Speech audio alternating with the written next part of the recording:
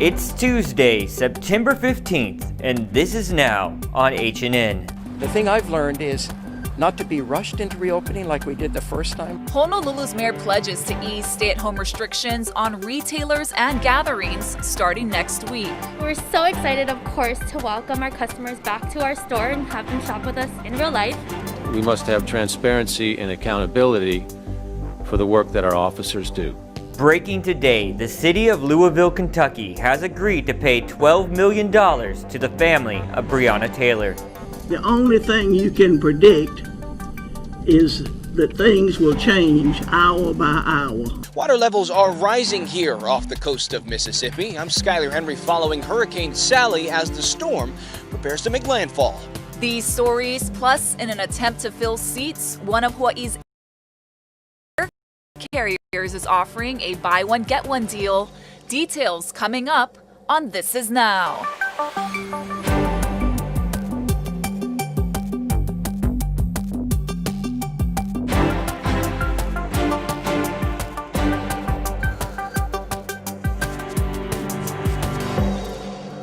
My wife feels so very, very bad about what's happening. That's Big Island Mayor Harry Kim talking about the situation at the Yukio Ukutsu State Veterans Home in Hilo.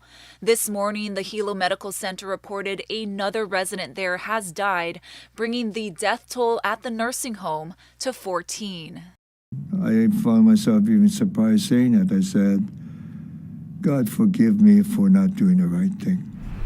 Mayor Kim speaking there just a short time ago. Meanwhile, Hilo Medical Center also reporting that another patient on the Big Island has passed away. That's right, and the state health department is separately reporting its own patient with COVID-19 has died. There are also 66 new cases today. Meanwhile, Mayor Kirk Caldwell says he hopes to ease some of these stay-at-home rules next week. Chelsea Davis has more. Mayor Kirk Caldwell says he hopes to allow gatherings of up to 5 people at beaches and parks by next week, and non-essential businesses could be next. We're hoping by the end of this week we'll be announcing a new order that will open up things, and retail would be one of the first things to open. We're so excited, of course, to welcome our customers back to our store and have them shop with us in real life. Eatin' in Love in Ward Village has moved its business entirely online. Even as a 10-year successful boutique, it's been tough, and they're eager to have one-on-one interaction with customers again.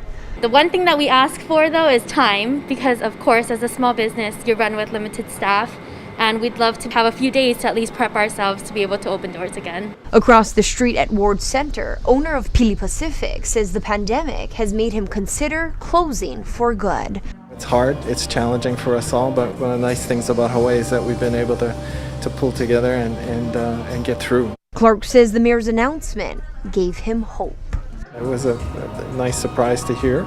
It is nice that we have a chance to open. Economists say data shows the worst may be behind us. There are some interesting things going on that suggest it's not going to get a lot worse, particularly if we get tourism reopen again. We're beginning to see small business revenue tick up again. The thing I've learned is not to be rushed into reopening like we did the first time. And I've heard from businesses there's more negative economic impact by shutting down, opening, and shutting down and opening than to just open up cautiously and carefully with a measured approach and always focusing on testing, contact tracing, and isolation.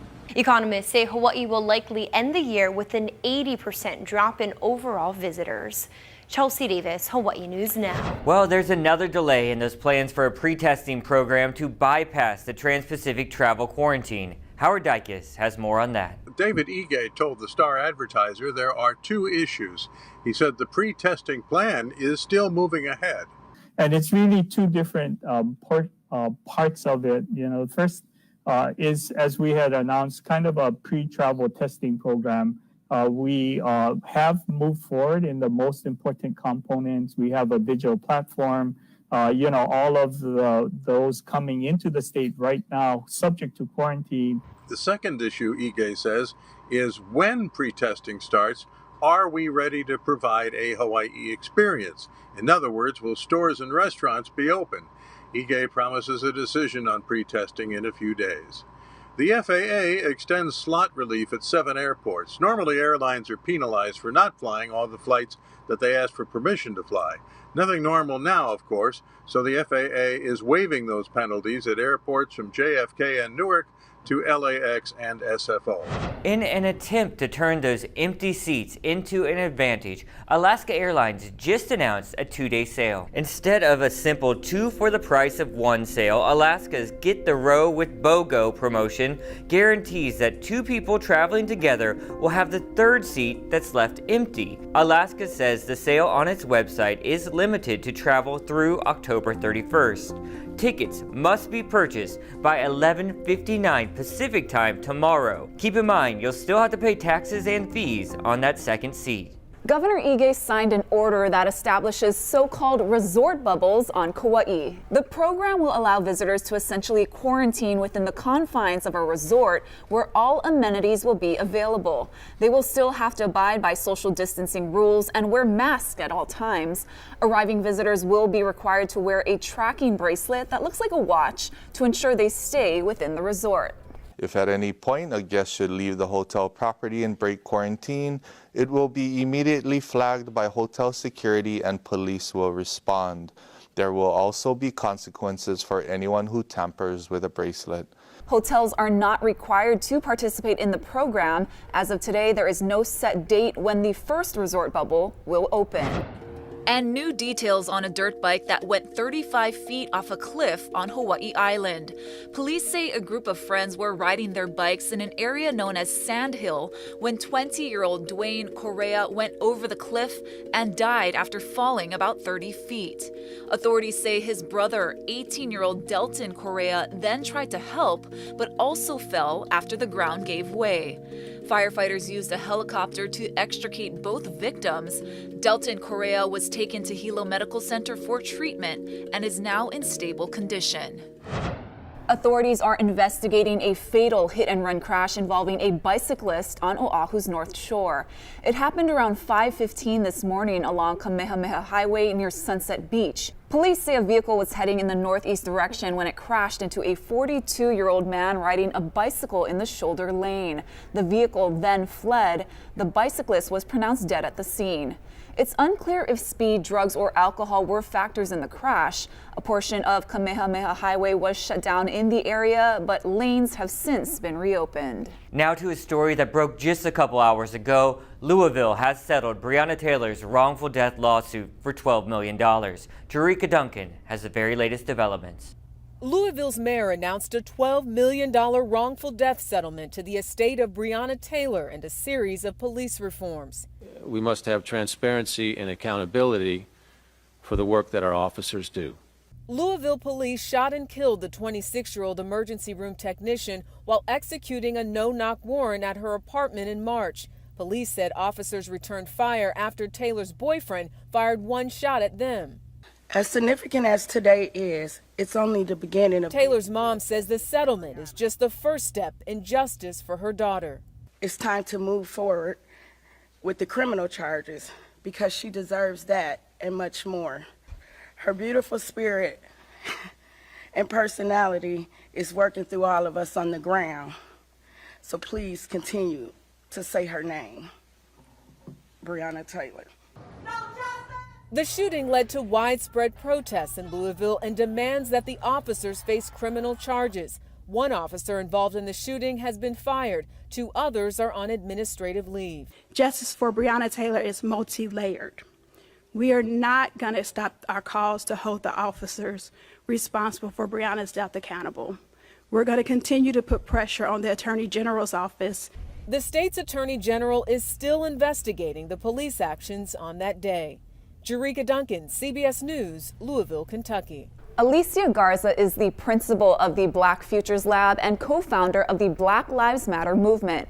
She is also serving as the endowed chair at UH Manoa and will be delivering a keynote presentation. She spoke to us this morning on Sunrise. I just wanted to start out because I was reading that you started this hashtag, Black Lives Matter, in 2013 after George Zimmerman was acquitted. In your opinion, how has this movement progressed and evolved, and have we made progress? Well, you're absolutely right that we started this as a hashtag, which then turned into a series of social media pages where people who were outraged online could get together and change the rules offline. And then, of course, we built chapters, and there are chapters now of Black Lives Matter all across the world. And then, of course, there are coalitions of organizations that have been working together to make Black Lives Matter, like the Movement for Black Lives. So in a lot of ways, we've made a ton of progress. And I think what we can see today is that millions of people around the world are joining the call to make Black Lives Matter as an opportunity for us to move a global community forward with dignity and humanity and respect. At the same time, we are still seeing the murders of Black people by vigilantes or by the people who are supposed to protect and serve our communities. And so I think the thing about social change that's important for all of us to understand is that there are moments when things move very quickly. And of course, there are moments where things feel like they can't go fast enough. And I think we're in a moment because of the very publicized murders of people like Breonna Taylor or George Floyd or so many other Black and brown people who have been murdered unjustly. I think what we're seeing is that there is a renewed energy and clarion call for change and for change now. Now, I know you're coming to us from California, but here in Hawaii, I wanted to talk about the Native Hawaiian community. And I don't know if you've been following what has been happening on Mauna Kea and the 30-meter telescope there, but if you had any advice to the Native Hawaiian community here. I think the biggest thing for us to be doing right now as a global community is joining forces.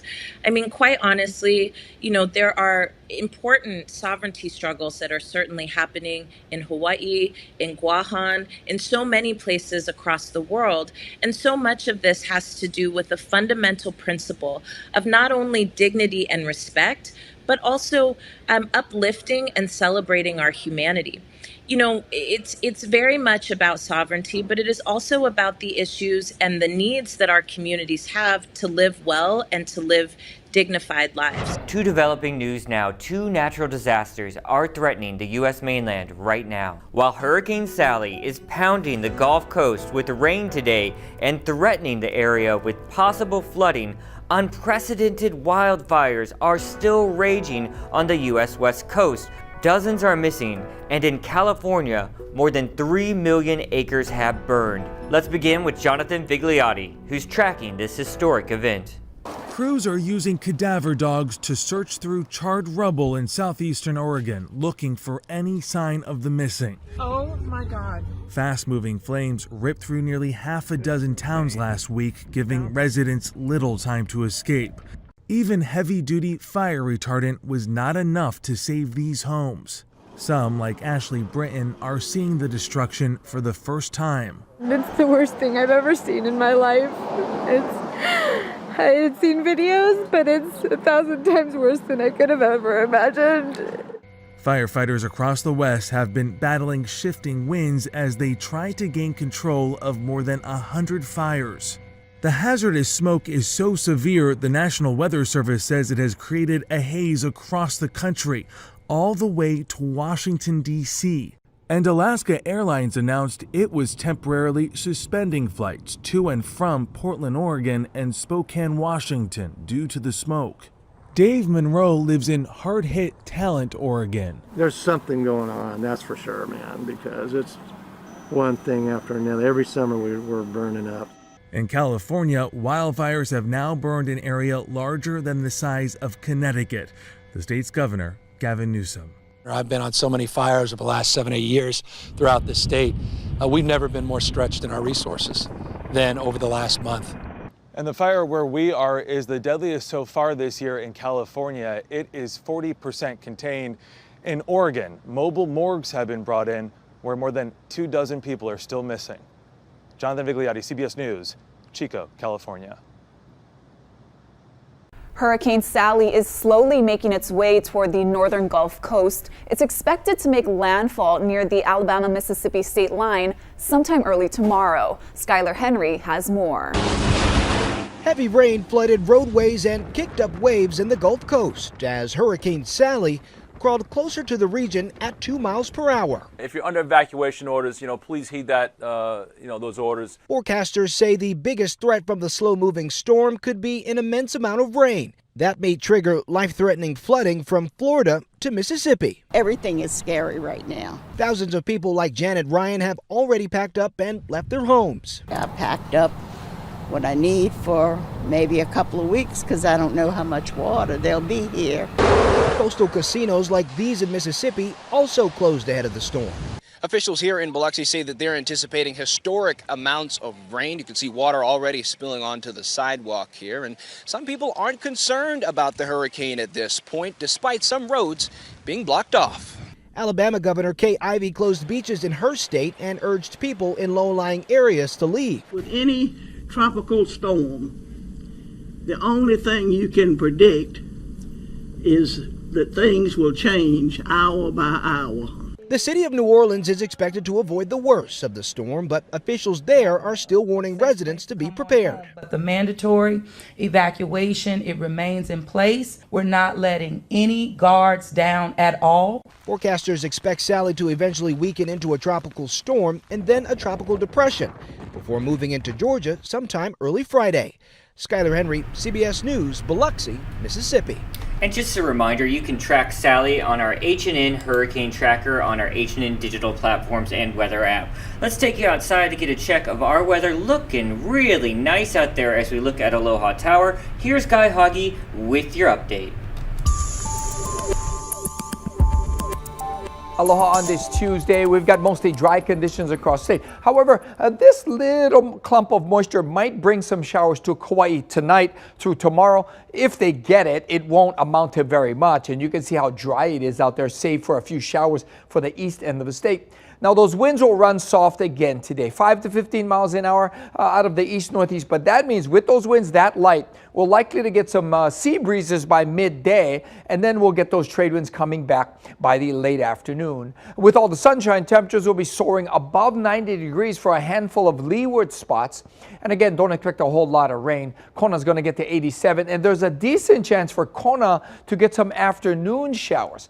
Now, as far as the surf, it's going to be small, pretty much island-wide, except for a little pulse rolling into the south shore. That should be fun. And then nuisance flooding expected with that extremely high tide through tomorrow for some south shore spots. So it's going to be gorgeous for the next several days. Light winds today, tomorrow, and Thursday. Stronger trade winds due in just before the weekend. Keep it here on Hawaii News Now. We'll have all your severe weather updates. Hawaii's fishing industry has been hit hard by the pandemic. Ahi prices have been affected by a serious lack in demand. Casey Len shows us how this will change things for the average consumer. The situation is still relatively dire for Hawaii's fishing industry, especially for a lot of these vessels. Less than half of the fleet is operational right now. With hotels closed down and restaurants making the decision to close their doors, that means there's less demand, which is creating a shortage of popular products like ahi, and that's driving the price up. This morning we met up with Long Tran, who buys fish for poke by the pound and says the price fluctuates naturally with the seasons, but admits that the pandemic will likely have lasting consequences for the industry. Tran buys through Fresh Island Fish, who owns their own vessels, and their product goes directly to their plant. That fish goes straight to the restaurants and to the customers. That enables him to keep his prices as low as possible, but he says ultimately all these changes will affect his bottom line. I believe it's the tourism. Not many people coming in, so they're not able to get rid of as much fish. So that's why they're not catching as much. Well, if the fishes are going to continue to be in a shortage, then we'll be running in the red all the time. So I don't know how much longer that would help. So we would have to basically call our fish vendors out to do what they can for us, which Fresh Island Fish helps a lot. Back in early July, Honolulu Mayor Kirk Caldwell announced a plan to help the state's struggling fishing industry. The Fish to Dish program aimed to distribute nearly 350,000 fish portions to Oahu's needy families over the course of 5 months. Now, the city is paying for it with more than $2.6 million from the Coronavirus Relief Act. That funding is expected to cover 28 vessel landings per week lasting until the early fall. But a lot of that funding is just now coming online for folks here at the United Fishing Agency, for buyers like Long Tran and Poke by the Pound, who have only recently submitted an application. They're still waiting on those requests to be processed. Reporting at Pier 38, I'm Casey Lund for This Is Now. This next story is certainly gaining a lot of attention online. Arctic glaciers are continuing to shed these large ice chunks. We've got Ian Lee now to explain what exactly is going on. Before long, much of this could be gone. Scientists say polar glaciers are shrinking at an alarming rate. The latest section in Greenland, where a 44 square mile chunk, twice the size of Manhattan, broke off from the largest remaining Arctic ice shelf. It's really time we stop hitting the snooze button and wake up to the climate emergency. The atmosphere in the region has warmed more than 5 degrees in the last 40 years. Those high temperatures form pools of water on the glaciers, which pushes down into cracks and weakens the ice from underneath. Scientists say old climate models are now obsolete. The climate in the Arctic is changing dramatically and rapidly, and it's changing so fast that it's transitioning to a new climate, where the new climate can't be predicted by the recent past. Melting Arctic ice means ocean levels and ocean temperatures increase around the globe. We've heard the warnings before, but scientists say they'll keep ringing alarm bells until changes are made. We need to curb climate emissions right now, immediately, and we need to create a network of ocean sanctuaries covering at least a third of the blue planet if we are to take climate crisis seriously. If not taken seriously, scientists predict the Arctic could be ice-free in the next 20 years. Ian Lee, CBS News, London. What do you say if we get to some good news now? Yes, please. Yes. All right, tech giant Apple held its virtual announcement this morning, and rumors were right. We talked about this last week. They really focused on a new iWatch, Apple Watch, and a new iPad. The Apple Watch Series 6 adds key new health sensors that can measure and track your blood oxygen. That's pretty cool. Apple also unveiled a new Fitness Plus service that has 10 different workouts that cost about $10 a month. A lot of places are offering those virtual workouts more and more. You've done the Beachbody ones, right? Yep. I've done this. Those are tough. Tough They're stuff. fun though. Yeah. And Lego is going to be phasing out single-use plastic packaging in favor of recyclable paper. Now the new bags will start to show up in Lego boxes in 2021. It's all part of a $400 million investment in sustainability initiatives over the next 3 years. Now Lego came up with the idea after getting a lot of letters from kids asking why they were still using single-use plastic in boxes. Gotta listen to those kids. They're great consumers too. And YouTube is launching what it appears to what it hopes is a TikTok killer. Now the Google-owned company product is called Shorts. It operates much like TikTok, giving users the ability to easily shoot and upload video clips from mobile devices.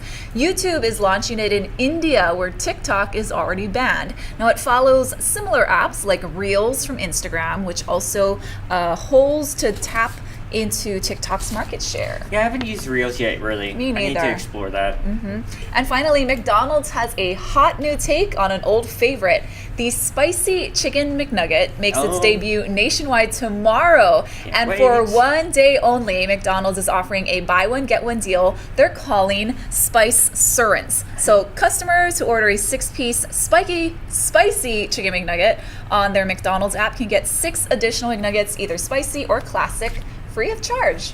I'm a McNugget fan. You know I'm excited about that one. This segment always gets me hungry, so we gotta go, folks. You guys have a great Tuesday. We'll be back tomorrow for This Is Now. Stay safe, everyone. Aloha.